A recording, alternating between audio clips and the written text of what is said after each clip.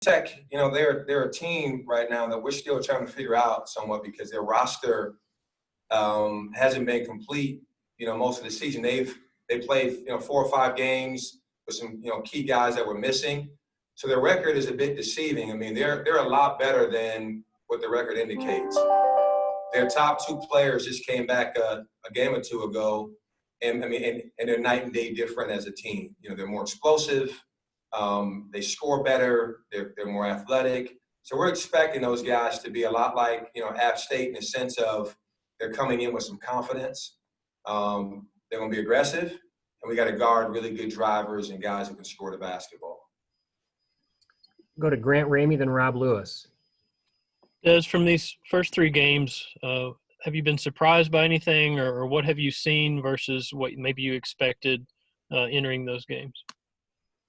Yeah, first couple of games, certainly this is all unique, with COVID and missing practices and, trying to figure out how to keep your guys, fresh and skilled and making plays. It's been different. Everything has been different. The first game is against Colorado with having no fans. You come out, and you really get a taste of it. It's one thing watching it on TV. When you come out, it has more of a scrimmage feel to it, which our guys aren't used to. Because the one thing that separates us from most universities is when you're at Thompson Bowling, for any game, the atmosphere is unique. The energy level is exciting. And sometimes when you need that extra burst of energy, our fans always give it to us. So I think trying to adjust to that is as, important as any opponent, is just adjusting to the fact that our fan base isn't going to be there, and we just got to find ways to continue to bring our own energy. Coach, just what have you liked the best about your team through 3 games, and what's something that you feel like you guys need to improve on after 3 games? Yeah, you know what? I think we're all learning, something different every day about our guys. Certainly our defensive ability, our ability to guard the ball, our ability to make plays, off the ball. This could be the best defensive team that we've certainly had here at Tennessee, and one of the best maybe in the country, in a long time if these young guys continue to get better and we can continue to, to improve and do the same thing in the SEC conference when our conference games come. We're just big. We're athletic. We can switch 1 through 5. I think John Fulkerson has gone from a guy that we were worried about a couple of years ago, maybe switching on to a quicker guard, to a guy that can handle his own against, 1 through 5 on the court. So our ball screen defense can shift and do different things. So that's been the biggest surprise is just how quickly we've emerged defensively. And I think the offense is going to come, I think, as we get comfortable, as guys are back to their normal routines and, getting in the gym and getting shots up, you'll start to see our offensive scores really find their niche, find their shots that they should take in our offense, making more plays. Mike Wilson and Ben McKee. Yeah, Des, how does an offense change when you've got so many guys who can go create a shot and get themselves a shot? I mean, do you guys put in different sets or opportunities for guys when you add in, Jaden, Keon, and then VJ to the roster? It changes because your team changes. And even though the majority of our team from last year came back, the reality is every time you start a new season, if you add one more piece, and if you don't add one more piece, it's a different team. You're running some different stuff, different sets. The vibe is different. Your league's different. So I think with adding those freshmen, with adding our transfers, our team is different, and we're still trying to figure out, kind of who we are. And what's going to happen is this, and it's happened, for years with Coach Barnes. Coach Barnes is one of the best in the country at helping people figure out their roles, and it truly is. You're going to create your role by how you play in practice. So what's going to happen is our better scorers are going to figure out that they've earned the right to take more shots. And the guys who might not be scoring will realize that they're defenders and rebounders, and they'll get their shots in the offense. And by maybe game 7 or 8 or 9, you're really starting to get a feel for who our top 3 or 4 offensive players are going to be.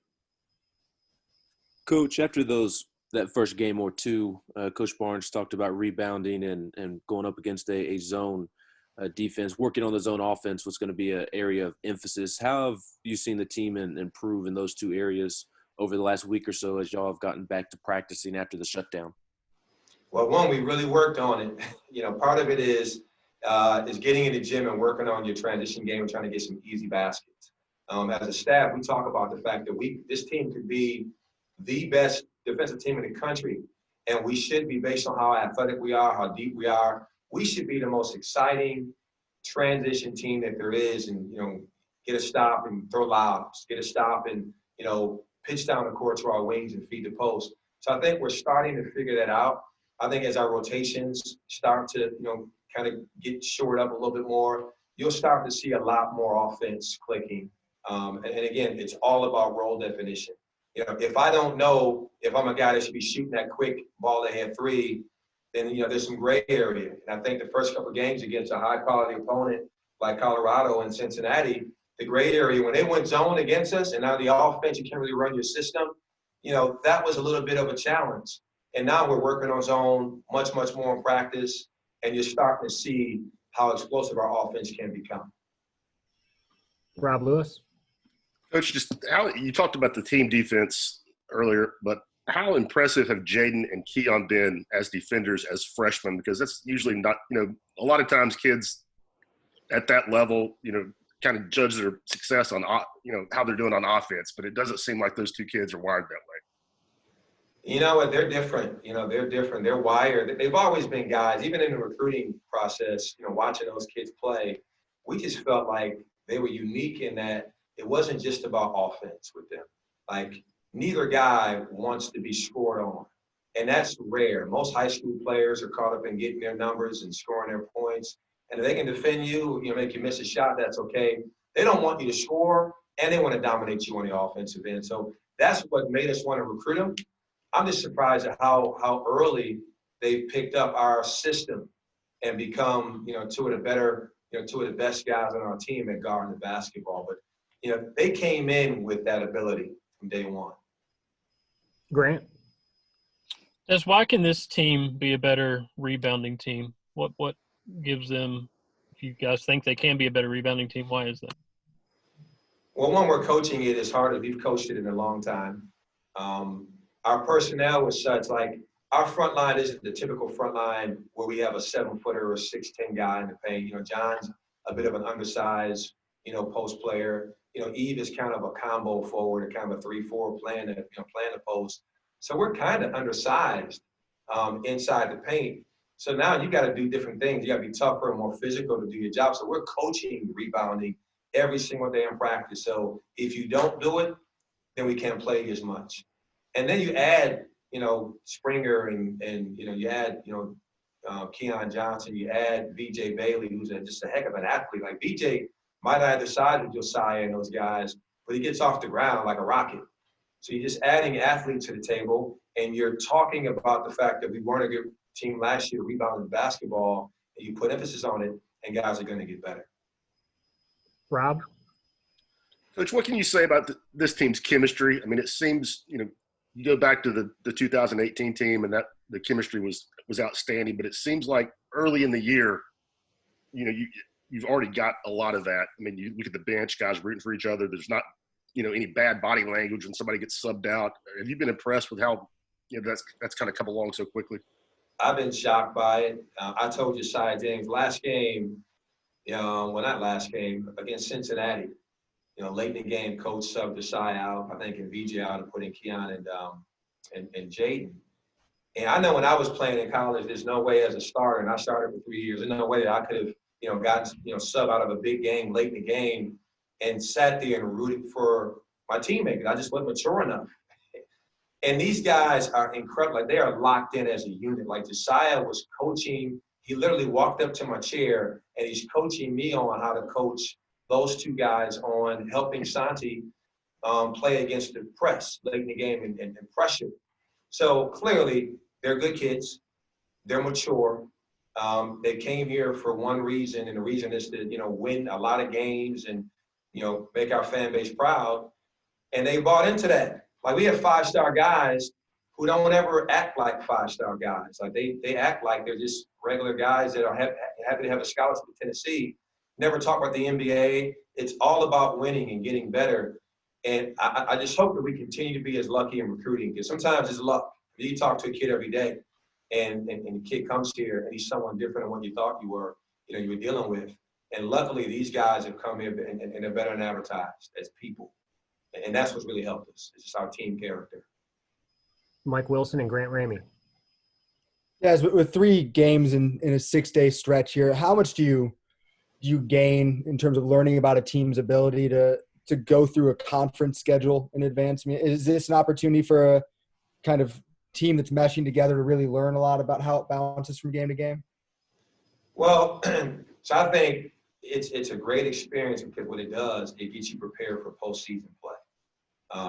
All these opponents are different. Colorado is different than Cincinnati. Tennessee Tech's different than App State. And when you make the dance and you go game to game, you're playing against a mid-major that might be a driving team and they're small and matchups are different, or you're playing against a Power 5 that's got size. So it makes you have to think on the spot quickly, adapt, adjust, have quick turnarounds in your scouting reports. I told our guys last night, during the Tennessee, Tech Scout, just sitting in the back of the room watching our team. I said, it reminded me of watching that Grant Williams and Admiral Schofield, that team, when they won the SEC championship, in that, every guy was locked in. Like I'm watching to see, is there someone kind of zoning off or dozing off and, tired or talking on the side? Every guy was locked into every word that Coach Barnes was talking about in reference to our offense. And then when I got a chance to speak about Tennessee Tech, every guy was locked in. And that's rare when you're talking with a team, coming off of, was a 38-point win or whatever it was against App State, to stay focused in such a short turnaround.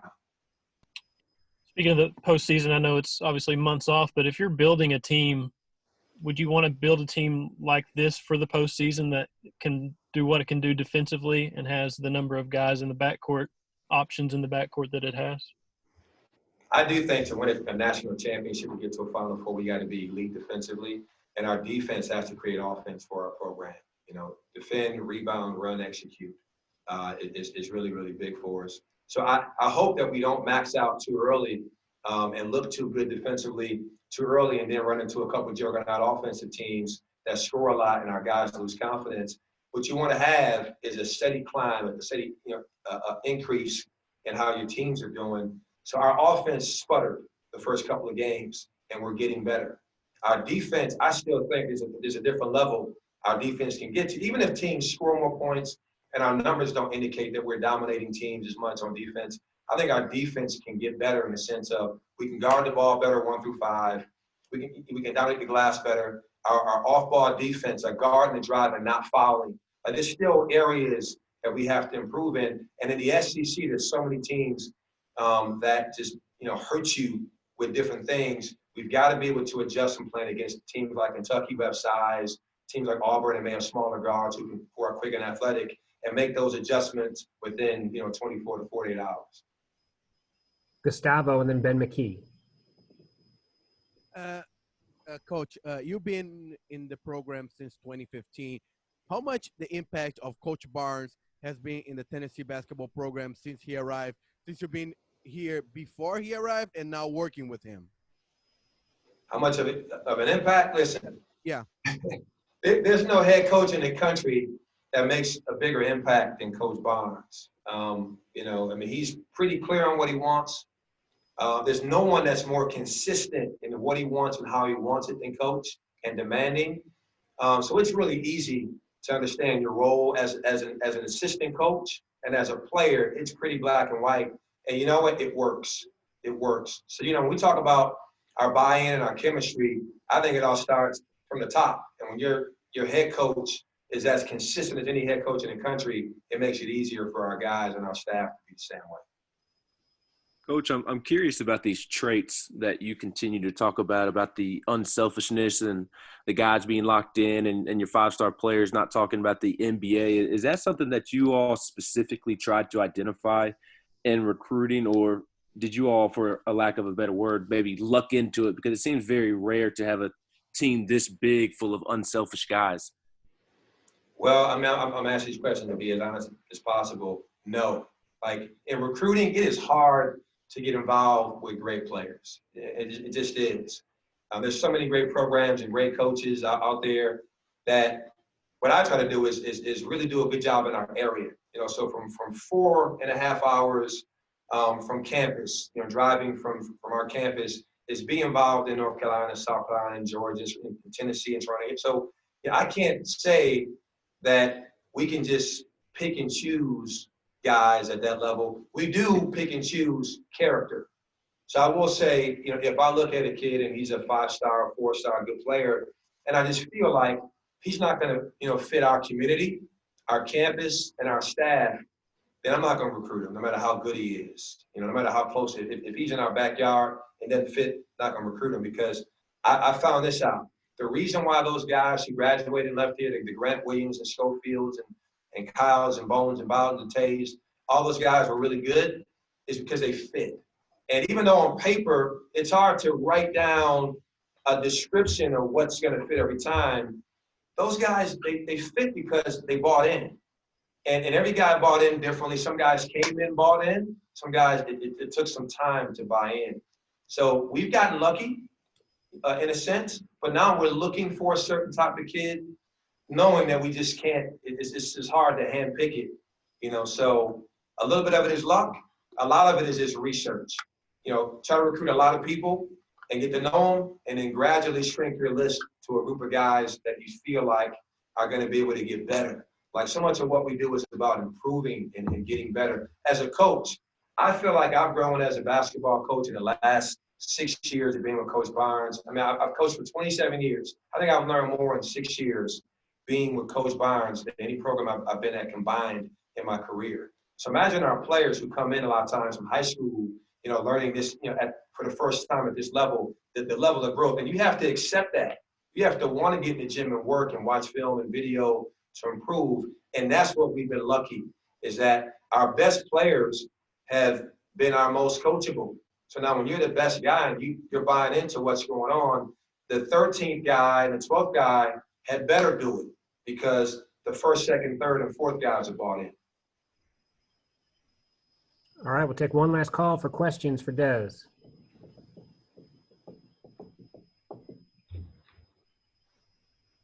All right, Des, I really appreciate it. 18 high-quality minutes.